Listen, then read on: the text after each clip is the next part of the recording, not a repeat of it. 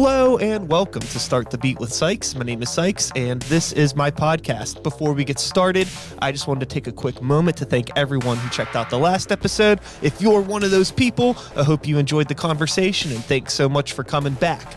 But for everyone out there who's new to the show, welcome. Feel free to make yourselves at home. And as always, there's beer, soda, water, coffee in the fridge.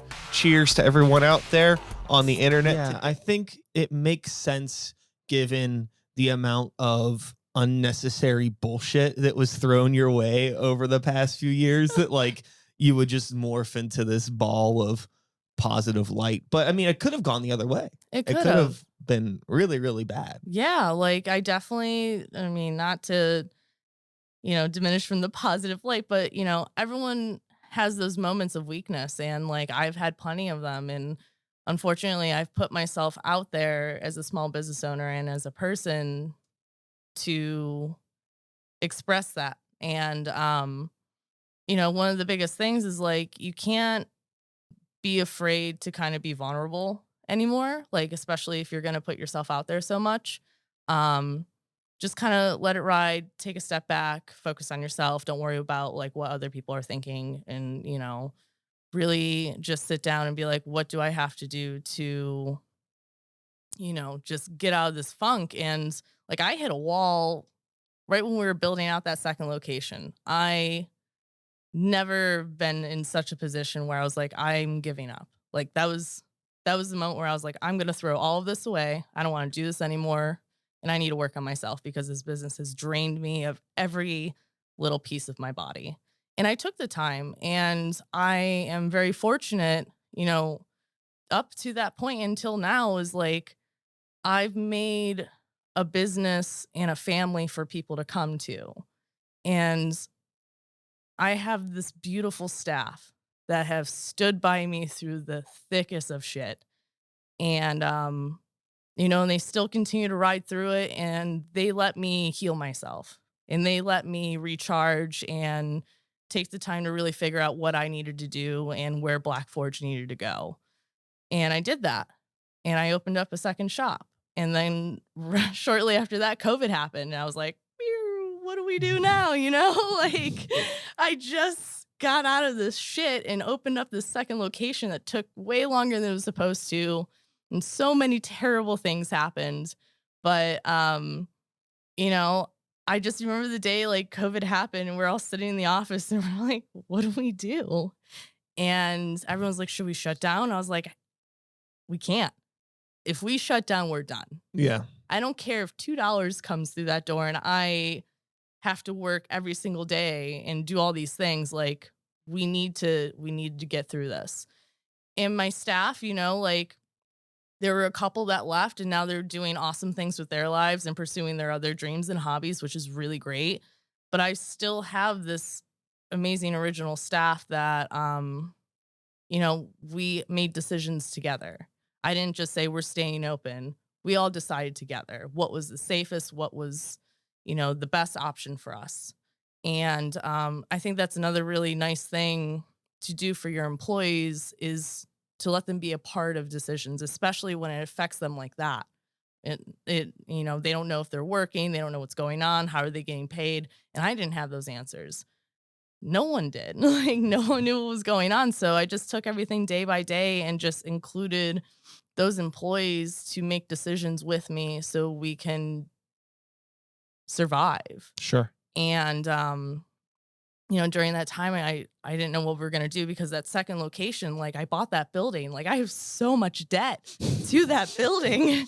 And I just started making money, and it's a venue, and that's how we were supposed to make a huge portion of our income was through shows, and it was taken away. And we were only, operating as takeout only. And I was lucky if I saw 5 people. I moved all of my staff over to Allentown so they could get hours and get shifts. And I worked McKees Rocks by myself for a year or so. Every day, just, doing the thing. And I was very fortunate for that time because it gave me time to like sit back and be like, okay, what do I need to focus on to get through this? And like I took the time to like make a website and like figure that out. And I was like, okay, I could figure this out and do. And then we started like introducing more coffee that we were roasting and like working on more collaborations and products that like didn't involve people being somewhere physically. And I saw so many people take off doing that. Like, I think with what happened with this pandemic, it inspired a lot more people than what they actually think to be better than the situation and figure it out. And like, look at you, dude, you're crushing it. Like, you're sitting here in this really cool space and you're just constantly putting out product and it's amazing. And that's the people that I like to be surrounded by and like continue to have these relationships to tell these stories and stuff because like you took that time to really focus on like what can I do with my strengths to come out of this. And you did. You got like 10 projects going on. I don't know how you do it, so I don't know why you're asking me how I do it, you know? Well, I feel like a lot of it is like I feel like I'm hanging by a thread, and we Yeah. don't show our weaknesses too much out there, so it Right. always looks like it's 110% killing it all the time, but Yeah. it's really more of like a 20% killing it, 80% stressed out. Yes. Yeah, no, I mean, I've learned over the years, and I've just always been this way of just being super grateful and humble and just, appreciating everything that's been given to me. Cause like what I've been through as a business owner, it wasn't easy. Like trying to figure out how to open up your first business and then being thrown into having to open up a second business because you couldn't continue to be a venue anymore. So you had to figure out how Yeah, to be a venue still. So you buy a building and then that didn't work out and all this stuff. And like every day when something happens, I kind of just like, well, okay, like let's just figure it out. Like at least I don't freak out anymore. Oh, sure. like, and I'm so honest with like my mental health and everything that I've gone through and like what I continue to go through. And it's just like, it's okay to cry, like you just got to cry it out and you just got to sit there, breathe through it and just take it step by step on how to figure it out. And that's what really helped me. Cause I used to be somebody that would like turn on a dime and just like, oh my God, the world is ending if, the espresso machine went down or Mm. something like that. But now it's just like, I mean, today it happened. I was in the office like doing a bunch of paperwork and then my employee came up and they're like, steam one's broken. What do we do? And he had a line of people and I just walked downstairs. I'm like, you know what? I don't know. There's nothing I can do. There's two buttons on it. It's not working. And I just casually told people like, sorry, just no hot drinks. And everyone's like, okay. Like what's the worst thing that's gonna happen? Someone's gonna be like, oh bummer, I can't get a hot latte on an 85-degree day.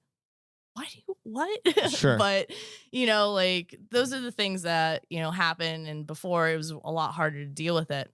But now I'm dealing with, like owning this building and paying back these loans and trying to figure out all this stuff because like there was a lot of help for small businesses, but like a lot of us didn't receive help.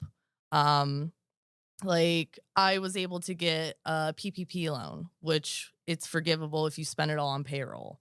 So I just spent it all on payroll and I was like, yes, this is going to help us. But then the second round was like, it might be forgivable. I'm like, I can't take on another loan because I'm so far in debt already. And that was the thing is like there was so much money available, but they were all in forms of loans. And I was like, damn, can't do that. Grants were available and I spent so much time filling out grants and all of this stuff. I've never heard a thing back. And I was like, fuck, what do I do? I know what I'm going to do.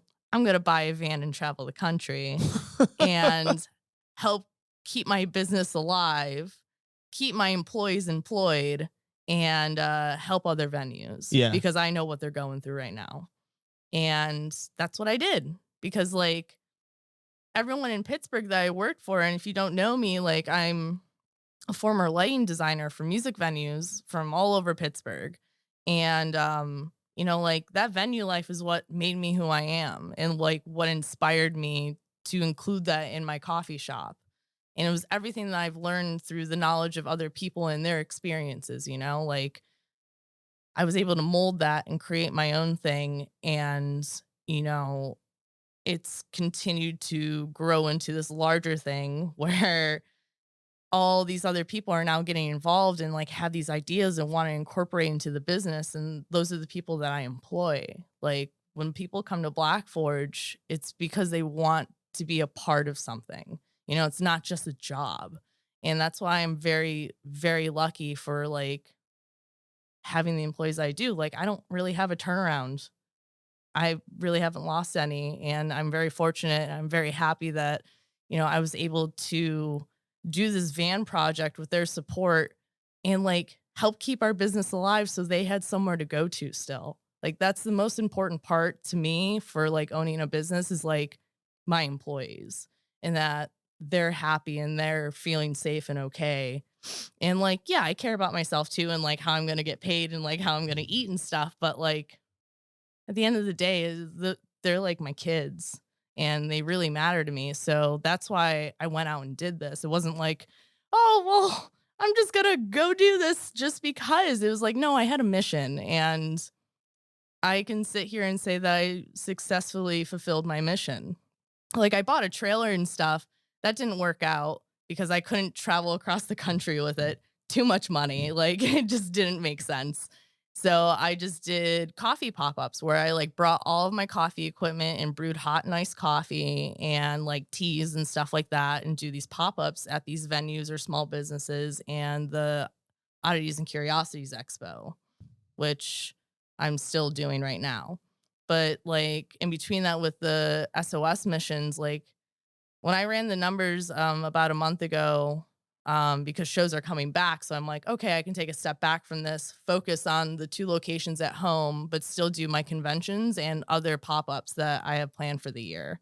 Um, I was able to raise like over $10,000 for all these small independent music venues. And like I didn't really make money off of the tour, but it was a great experience to feel like I can give back to that community in some sort of way, you Yeah. know? And it was just a really great experience to do that. And I'm really grateful for, the Oddities and Curiosities Expo for keeping me on. And like, I'm confirming that I'm doing it again next year. So I'll still be on the road. And I'm actually confirming some dates with some tours going on with some bands to jump on for like a week or two and like do these coffee pop-ups still at the venues and still continue to raise money for them and just like here's some money. Thanks for like having me and like continue to get the name of Blackforge out there and like support all the things that we like our mission is based off of, which Yeah. is like art, music, and coffee. Hmm. Because like my team right now, like I come home and it's like, yay, Ashley's home. And I'm like, what can I do to help you? And they're like, nothing. Everything's fine. I'm like, man, I feel pretty freaking useless. Like, like, yeah, I have a lot of paperwork and stuff that I need to do, but like they got it and they're just doing it.